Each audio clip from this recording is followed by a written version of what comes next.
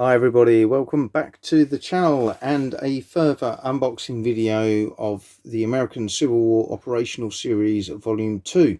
This is Mac and Knee, another game from the John Thiessen stable, McClellan's Advance on Richmond from Hollandspiele. I say this is Volume 2.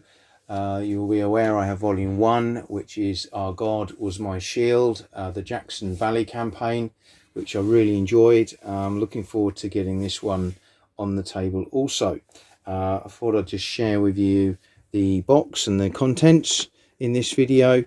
Again, this is very much an operational type game. As you can see there, potentially a 3-hour game with high solitaire suitability. The back of the box just confirms what you get in there. A good size map sheet, 184 counters, double-sided display sheets, double-sided player aid, the rule book, the module rule book, 28 event cards and a dice. So you get quite a lot of kit in there, and this is very much sort of a sandbox operational game, and the idea of this one is that everything is kind of hidden from your opponent. So you've got that tense cat and mouse type game, you've got the friction, which I really like, where you can do some really good maneuvering, a game of maneuver. This is a 2022 production, and I hope there's an opportunity to see more of these come out in due course, because I think they're a really interesting approach to grand scale strategic games with low counter density, because as you can see on here on the first sheet, just get those to zoom in there, this is the back of half sheet number 2, and even on the main bits here, these are mainly extra counters rather than the playing counters. The actual counters in play as such are these ones.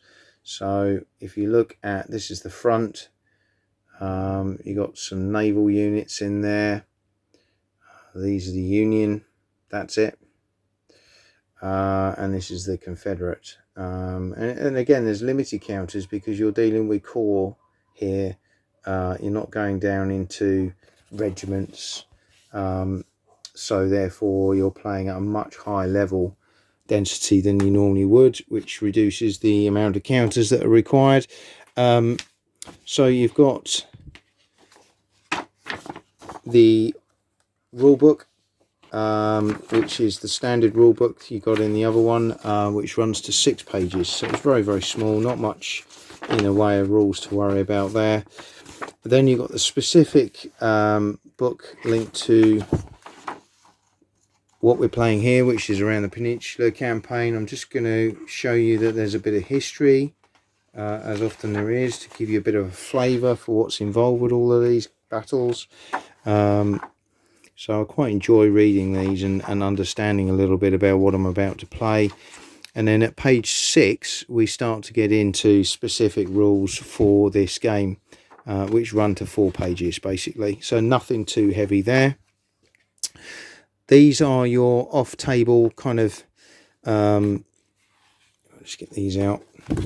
These are your little off-table sort of army sheets where you'll keep your forces. So this is Mac's one, as would be. You can see there, you've got scenario A on the front one and scenario B on the reverse. And just get the Confederate equivalent. So scenario A and scenario B there as well. Okay, you've got player aid, really nice, easy player aid to follow. Typical kind of terrain implications of different things, so like that. On the back of that, you then got your quick reference sheet, really. So again, nicely produced, lots of nice information in there for you to relate to in the game.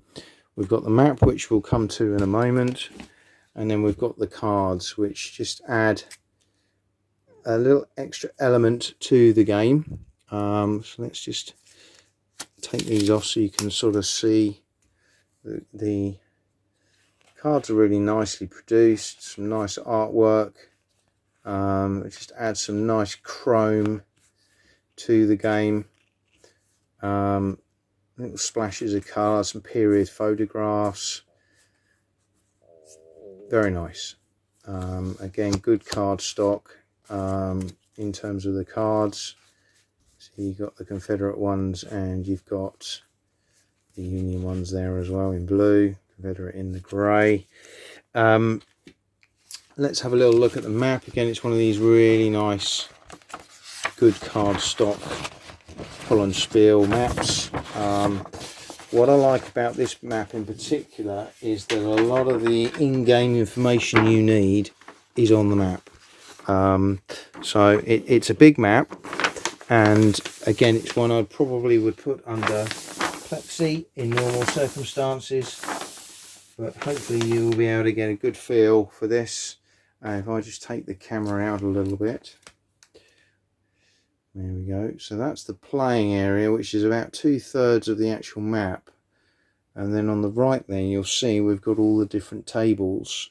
So this side, this way up, that side, the other way up for your opposing player, which is really useful, with some bits in the centre. So sitting either side of the table, you've got everything you need to play the game. If we get in closer into the map, you'll see some of the really nice artwork on there. This is a beautiful map, details lovely. Some really nice elements. If we follow the railway lines up here to Richmond, you've got Fredericksburg over here, and you're sort of getting into all these kind of rivers, quite critical kind of defensive terrain. Williamsburg there as well, White House, and then you've got Fort Monroe up the top. So this is going to produce Malvern Hill, Drury's Bluff. You may have heard of some of these places. Petersburg. There's some quite interesting places on that map, which you will be potentially operating over. If we come down into the bits or elements on the map that are there for the table, this is similar to the first game. So you've got quite a lot of the key aspects of what you need available without the quick reference, and then in the middle there you've got a timeline, and then on the other side you've got exactly the same going on there for your opponent as well. So really nice, simple production, but good quality components as always. That's Mac and Lee. American Civil War Operational Series Volume 2 from Hollandspiele. Hope you've enjoyed this short unboxing, and hope to bring you a little bit more about this game in due course. Thanks for watching.